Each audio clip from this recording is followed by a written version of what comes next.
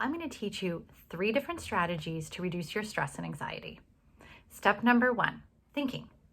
So when we are in states of stress and anxiety, our smoke detector is going off and we're not accessing that part of the brain that gives us perspective, problem-solving strategies, self-soothing, to name a few. This is what we do with kids, is we teach them to count from 1 to 10.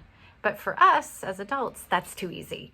So doing something like counting backwards from 100 by 3s or by 7s, I don't know about you, but that's really hard for me.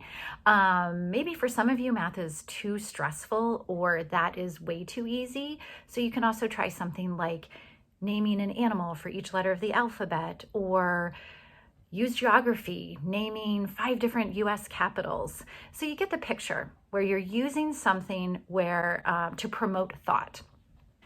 Strategy number 2 is grounding with our sense of sight. So we use our senses to interpret our environment around us. And the advantage of using our sense of sight is it can help us to anchor to an object, to bring us into the present moment. What anxiety does to us is it takes us out of the present moment.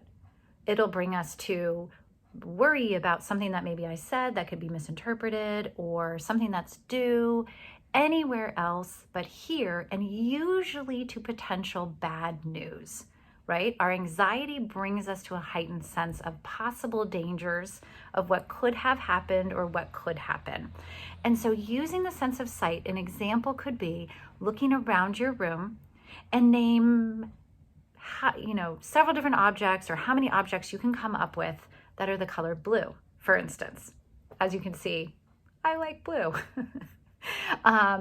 Another possibility is to name 5 different objects that have a striped pattern, or have your eyes land on just one object and then describe as many details that you can observe in that object. So you get the picture. You're using these objects to anchor yourself in the present moment. Strategy number 3, something that's funny or calming. Now, if you think about it, if you're in a heightened state of feeling alert, which is what anxiety does to us, it's hard to stay there when you're laughing.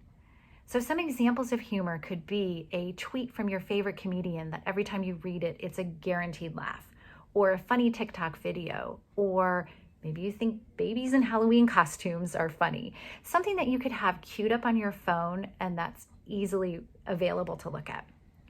Something that's calming could be a picture of your favorite vacation spot, or maybe it's a painting that every time you look at it, you just love looking at it. Something that gives you that sense of calm, peacefulness, even if it's just for a brief moment.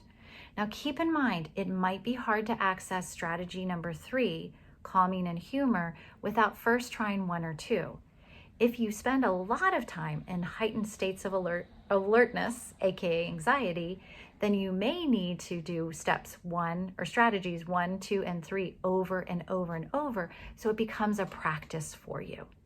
I hope you find these strategies helpful, and best of luck with your practice.